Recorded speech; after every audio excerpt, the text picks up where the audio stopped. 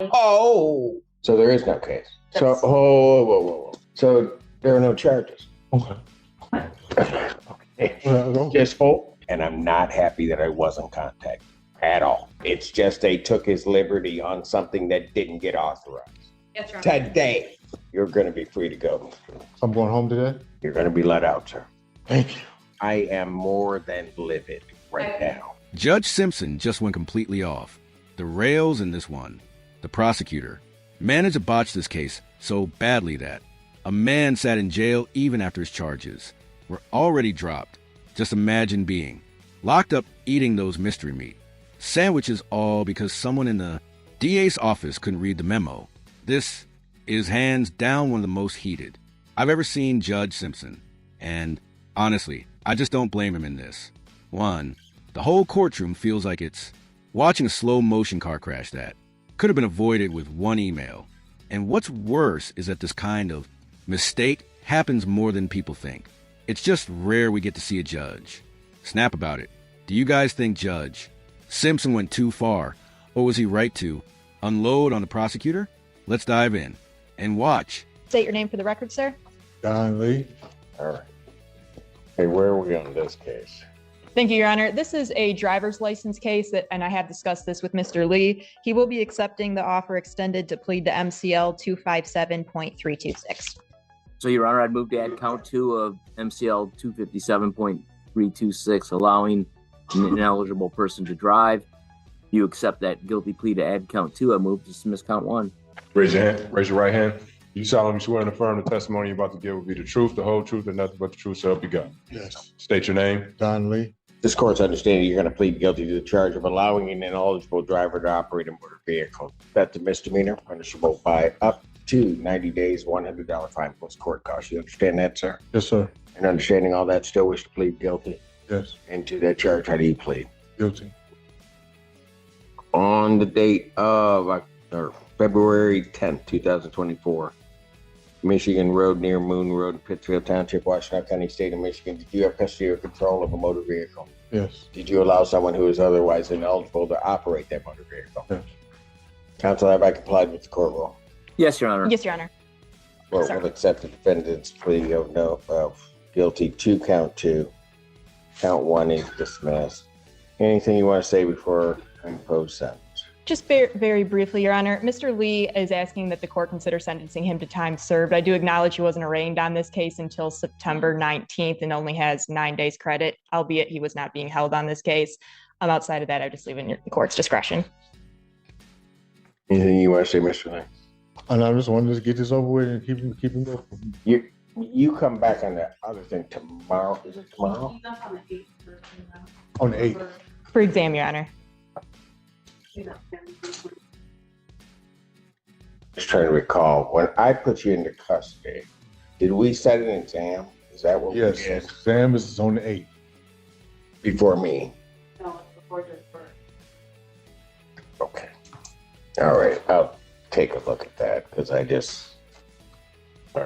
I think I have the file out, Your Honor. Did the court have a question I could help with? Well, I put him into custody, but I know I told him I was going to take a look at that on the remand into custody on it, because it came as a result of a police report regarding something else happening. Yes, it was because there is a new case that is coming down the pipe, to which Ms. Blanche said that the warrant was going to be authorized that day, I believe. Mr. Lee advises, and I don't see anything to contradict that, he hasn't been arraigned on that new charge yet, however, but the 2 ones that he was in front of Your Honor for last week for PCC are set for exam, both cases in front of Judge Burke on October 8th. He's represented by Sam Bernstein in one and the public defenders in the other.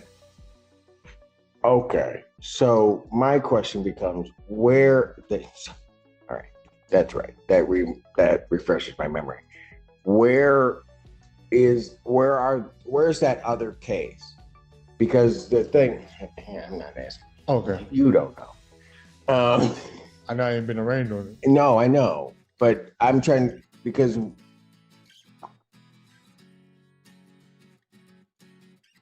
So, Your Honor. I don't know, did I change his bond on, I did change his bond on that. He was supposed to then be arraigned on the other case, But that case was supposed to get, there was supposed to be a timing on that case to get down. So I remanded him.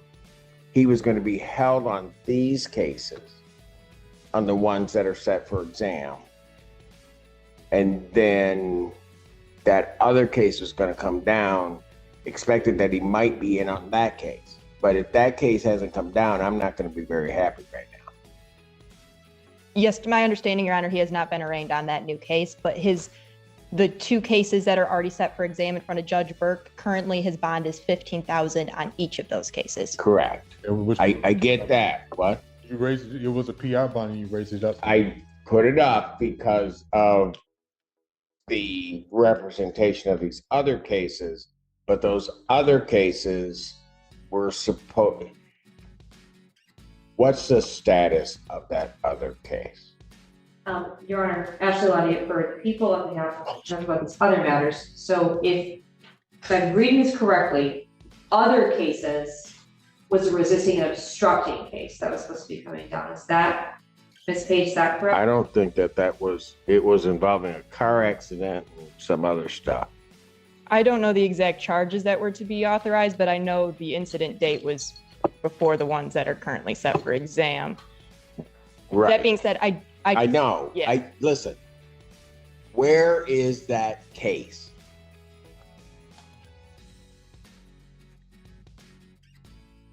Because my problem here is that, and Mr. Lee is certainly not always the most cooperative person in the world, and he knows that.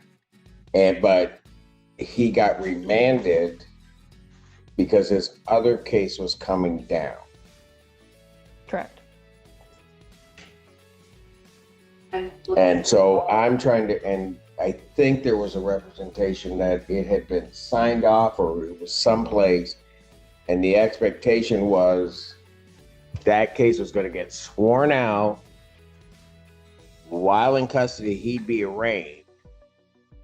And then there would be, based upon the facts of that case, a bond set that was likely or may have, I can't say for sure, may have kept him in custody, which is why I did what I did. That was my understanding, Your Honor. Really have to feel sorry for this guy.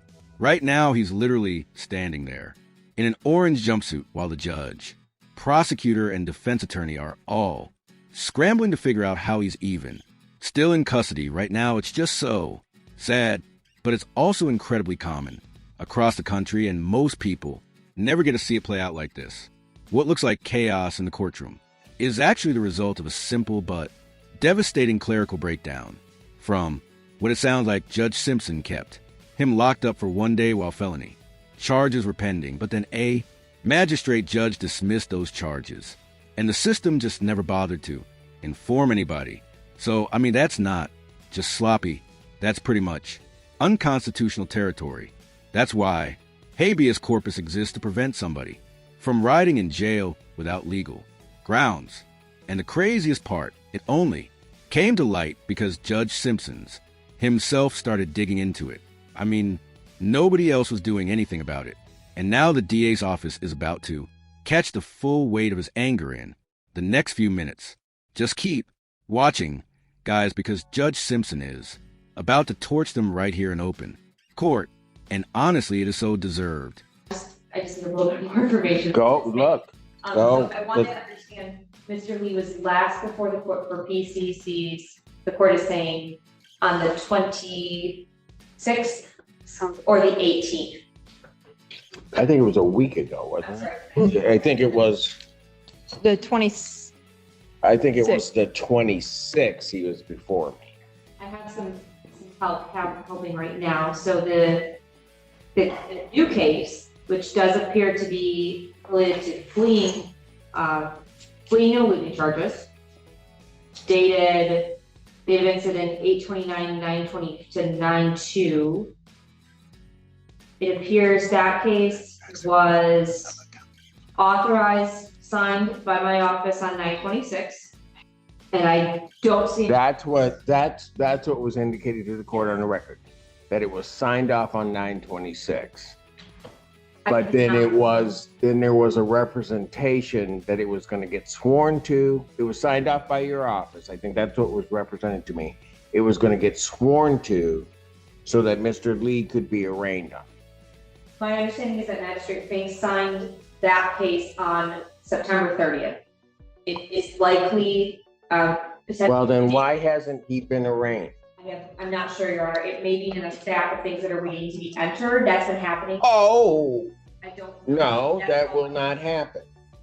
Miss, Can you tell me what the jurisdiction is? Yes. It's not. It's not. It's not in. Ypsilanti City. It's Ypsilanti City. it's a city case? No, I It's showed us it's a 14B. sheriff's office. It's a sheriff's office arrest that occurred in Ypsilanti City. I show with the 14B. Okay, so it's on the line. It said the swear out was on the 30th. Yeah. I have a police officer. Oh, really? Yes, that helps. So, whoa. Is that what the log notes indicate? Yes, So there are no charges? correct. It says court does not find probable cause. Okay. Okay. Just hold. That's what it says? Yes. So there is no case. Can I confirm the police report number for that? Mr. Lee, that's what we're gonna do.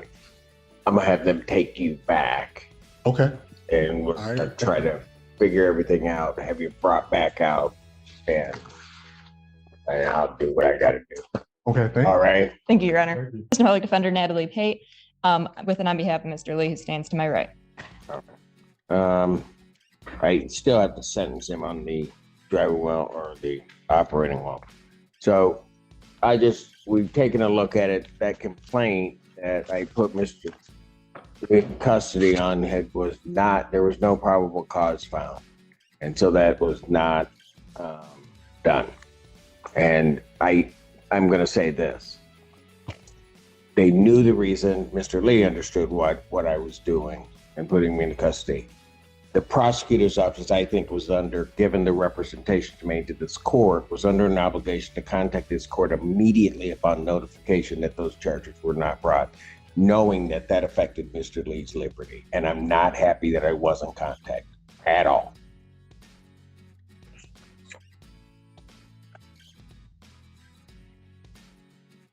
Anything you want to say before I sentence him on his misdemeanor? Nothing further, Your Honor. I would just reiterate his request be sentenced to time served on that misdemeanor. Fines and costs of $250. Those fines and costs are waived in their entirety. 90 days suspended on that case. With reference to his felony matters, those will continue to preliminary examination on October 8th before Judge Burke. Bond on those cases, both will be set at personal recovery. The conditions will remain. They never left. It's just they took his liberty on something that didn't get authorized. You're going to be free to go. I'm going home today. You're going to be let out, sir. Thank you. Thank you very much, Your Honor. Court's going to stand in recess. All rise. Thank you, Your Honor. You're welcome. The 14th District Court for County of Washington, State of Michigan is now back in session. The Honorable Judge Simpson preside. Has the state prosecutor left? I think so. She needs to get back in here because I'm going back on the record on Mr. Lee. I don't know who else has that case. You may be seated, folks. Yes. Yeah. Exactly. At 1 o'clock? Yeah, she has. I want her here because I need a message gotten to that office right away. Court is recalling the cases of the people versus Don Lee, both his felonies and his misdemeanor cases. Good morning again, Your Honor. Ashley Lonnie for the people. Assistant Public Defender Natalie Pate, on behalf of Mr. Lee. I'm going to waive Mr. Lee's appearance because they took him down so he could be processed out immediately. But I want to make a record clear and know, and I realize, Ms. Lundy, you were not the one involved, but I am more than livid right now because this case, we went back and checked our records. Mr. Lee was taken into custody on the people's representation regarding the previous case. I took him into custody at 11:43 a.m. on June 26th. After having him wait here in court, I took him into custody on that date, and it's important, at 11:43 a.m. on the 26th. There was an attempt to swear out that case that was done before Magistrate Fink less than an hour later at 12:31 p.m., where the magistrate did not find probable cause. And this court was not informed. Mr. Lee was in custody. It was another attempt made to swear out that complaint on the 30th. Again, no probable cause. It is inexcusable that the prosecutor on their representations had this court act that deprived Mr. Lee of his liberty for 7 days. Inexcusable. So, Ms. Lundy, again, while you are not the person that was involved in this, but has done, I will expect a call from Ms. Burton Harris regarding this matter. Yes, Your Honor. Today. Yes, Your Honor. Thank you. Thank you, Your Honor. So, here's the full picture. Mr. Lee plead guilty to a simple misdemeanor, driving without a license. Prosecutor then asked for him to be remanded on the promise that stronger felony charges were coming down the pipeline, except those stronger charges got tossed twice. And nobody ever told Judge Simpson either. So, pretty much in effect, the DA's office tricked a sitting judge into jailing somebody over a misdemeanor that legally can't even be used to lock somebody up. I mean, that's not even a paperwork mistake. That's pretty much just gaming the system. And it completely undermines trust in the courtroom like this. In most states, that kind of misconduct can trigger sanctions against the DA's office and sometimes even lawsuits from the defendant, which I hope he does. But here's the real question. Should prosecutors who make mistakes like this face big penalties, or is public embarrassment enough?